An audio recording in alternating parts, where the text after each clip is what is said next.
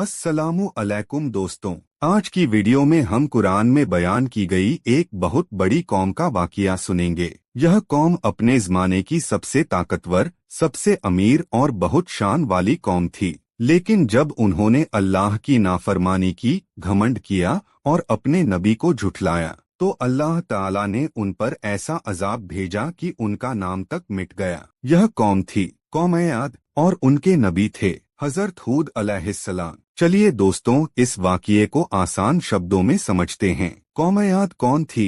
दोस्तों, तूफान नूह के बाद दुनिया में बहुत सी कौमें आबाद हुई, लेकिन कौम आद एक अलग और खास कौम थी। अल्लाह ताला ने उन्हें बहुत ताकत दी थी। वे शारीरिक रूप से बहुत मजबूत थे, उनका कद लंबा था, चेहरे सुंदर थे और उनकी जिंदगी आराम और खुशहाली में थी। उनके पास माल, दौलत, बाग, नहरें और हर तरह की नेमतें थीं। कुरान में अल्लाह फरमाते हैं, उन जैसी कौम दोबारा दुनिया में पैदा नहीं की गई। वे अपनी ताकत पर बहुत घमंड करते थे। शहर इरम कौम आद का सबसे मशहूर शहर था। इरम, यह शहर बहुत सुंदर था। वे लोग बड़े बड़े महल और ऊंची इमारतें बनाते थे। उनकी इमारतों में बड़े बड़े स्तंभ होते थे। उस समय दुनिया में कोई और कौम ऐसी इमारतें नहीं बना सकती थी। आज वह जगह एक वीरान रेगिस्तान बन चुकी है। यह अल्लाह की कुदरत की एक बड़ी निशानी है। घमंड और तकब्बुर। दोस्तों, इतनी नेमतें मिलने के बाद भी कौम आद ने अल्लाह का शुक्र अदा नहीं किया।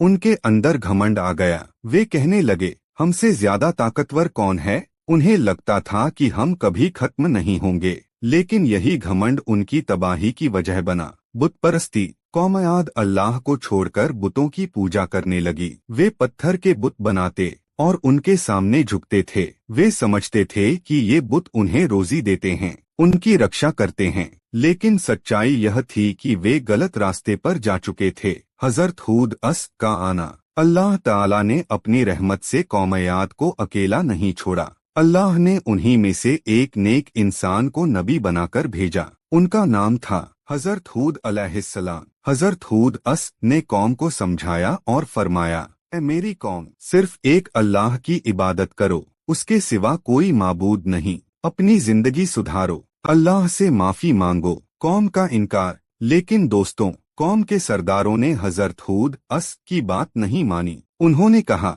तुम झूठे हो, हम अपने बाप दादा के माबूद नहीं छोड़ सकते। वे कहने लगे, अगर तुम सच्चे हो तो अजाब ले आओ। वे लोग जिद और घमंड में अंधे हो गए थे।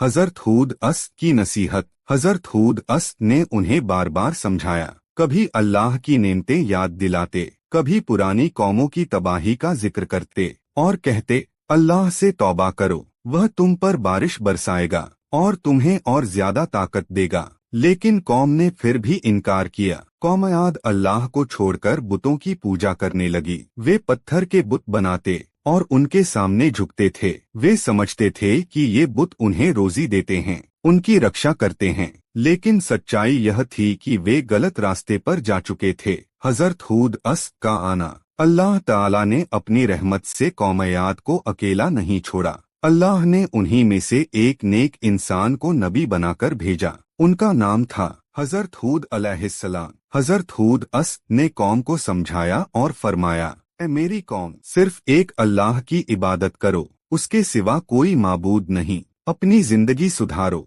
अल्लाह से माफी मांगो। कौम का इनकार। लेकिन दोस्तों, कौम के सरदारों ने हजरत हूद की बात नहीं मानी। उन्होंने कहा, तुम झूठे हो, हम अपने बाप दादा के माबूद नहीं छोड़ सकते। वे कहने लगे, अगर तुम सच्चे हो तो अजाब ले आओ। वे लोग जिद और घमंड में अंधे हो गए थे।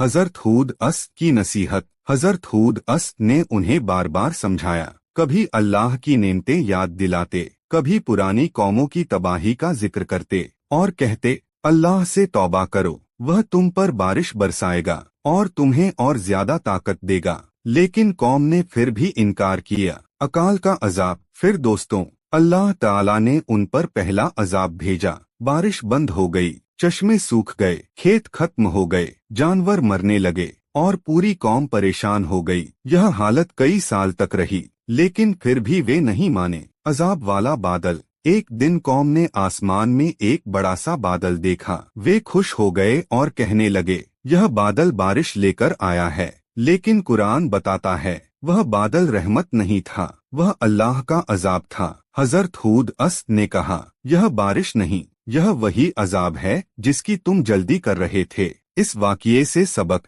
दोस्तों, इस वाक़ये का सबसे बड़ा सबक यह है कि इंसान चाहे कितना भी ताकतवर हो, चाहे कितना भी अमीर हो, अगर वह अल्लाह के सामने नहीं झुकेगा और घमंड करेगा तो अल्लाह एक पल में सब कुछ खत्म कर सकता है। कौम आद बहुत बड़ी कौम थी, लेकिन आज सिर्फ उनका जिक्र बाकी है। दुआ, अल्लाह ताला हमें कुरान के वाक़यों से सबक लेने की तौफीक दे, हमें घमंड और शिर्क से बचाए और हमें अपनी इताअत वाली जिंदगी नसीब करे। आमीन या रब्बुल आलमीन।